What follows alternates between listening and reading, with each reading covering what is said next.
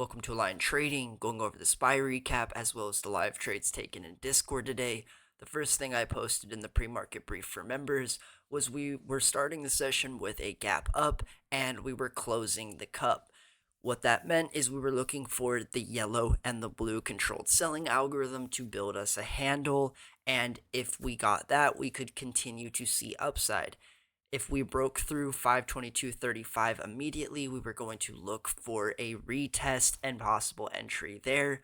Now, what ended up happening is the cup lacked a handle and we were possibly forming a double top with the green and the white tapering algos.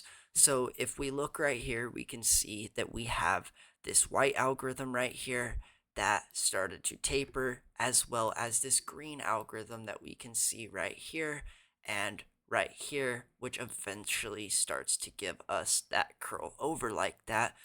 But that is why we were looking for this possible rejection right here, because we wanted to see this yellow algorithm and blue possibly form something like this for a handle, and then we move higher. It did not give us the handle, and instead a pretty strong rejection, which we were also looking for that head and shoulder right here, and that is why we started to close this inverse cup right here. And now towards the end of the day, we have this possible handle before we form a head and shoulder and go down like that, retesting this 5-day moving average, which we need to do. Before we are going over what we are looking for tomorrow, as well as the rest of the week, we're going to go to the 1-minute chart and go over the trades taken and the entries. Now going over the trades taken live in the Discord. So at 8:33, I posted that we need a handle, or it could be a rejection because the cup had filled at this level up here. And so we didn't have much microstructure to take this off of. However, we did have this algorithm right here and here, which were my first two ads. So this first trade right here, I took off of it and then I protected down here. Saw this head and shoulder thing starting to reject as well, and added again after taking all of my position out on this last candle right here at the bottom. I saw this same algorithm starting to taper once again. So we have this same algorithm and it is right here, as well as this steeper one that tries to come in. And when it starts to taper right there, I take this entry for the breakdown. I protect my position right here, and then my runners get stopped out on this 949 candle right there. Those trades right there ended up being my only trades for the day, and I'm going to go over why and kind of explain what was going on today and why maybe you shouldn't have been taking trades. Maybe you should have been sitting out. Around 9 o'clock, 9:05, I was posting what I was looking for if we were going to go down or if we were going to make a recovery and start going back up. So to go down, we were looking for this rejection right here. However, we did not get it, and it started to bounce right here instead and possibly give some sort of breakout here above this 521.77 level that we were looking for. If it went above, gave us a retest, and then we could possibly get in, completing this cut back up, maybe giving us a handle, and then breaking out, headed to the retest of the all-time highs. Now, the reason I did not even take this trade right here with this head and shoulder is because we were possibly forming some sort of handle as well as an inverse head and shoulder right here to break out. So this cup and handle possibly, and I was looking for if we started to get back above this 521.77 line and have that breakout. So that's okay. I missed that trade. I was not looking to force anything in chop like this, and even if I did, look what it's right back to the chop. Same thing here. This move down, you just come right back into the chop, and same thing here. It's just right back. There's no follow through, and it's very similar to Friday. At 10:24, I posted that I was possibly looking for this thing to start to head down right here, completing this inverse cup, and then a retest of this level and another breakdown, as well as on the 30-minute, this was starting to form right here, and we were seeing if we could possibly break below that 520.34 level and go retest this 5-day MA right here at 519.25. And I did not take this breakdown right here because I was looking for the possibility of a bigger move with this tapering if we wanted to start forming that cup back up, giving a possible better inverse head and shoulder entry for a breakout if we were going to start heading higher. However, we just remained with the chop and there was no follow through to either side today. And as I further explained throughout the day, the risk to reward was just not there for me. This tapering right here did not allow any sort of downside, so why would I trade between it like this, as well as no sort of real upside because we were never able to actually gain any traction and make a move higher. We just sat here and faded every push. And sure, if you were taking these trades right here, if you took a couple of these, then that's good.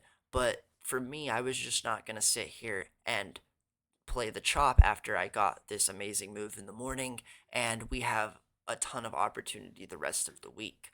Before I go over what I'm looking for tomorrow as well as the rest of the week, I wanted to offer some words of advice and encouragement. If you traded these past couple of days poorly right here, maybe you over traded, revenge traded, you just forced pointless trades and chop when you know you shouldn't have, it's okay. That is a part of the process and learning. You're going to have to understand what days to not trade more than the days to trade. The 1.5% trend days are the easy days. There are always going to be moves that just you can get essentially not lucky, but it's more than likely that if you just buy the calls, right, it's going to be profitable. But can you really take precise entries on choppy days or days that are range bound and take your 2 to 3 trades and then be okay not taking any more trades the rest of the day?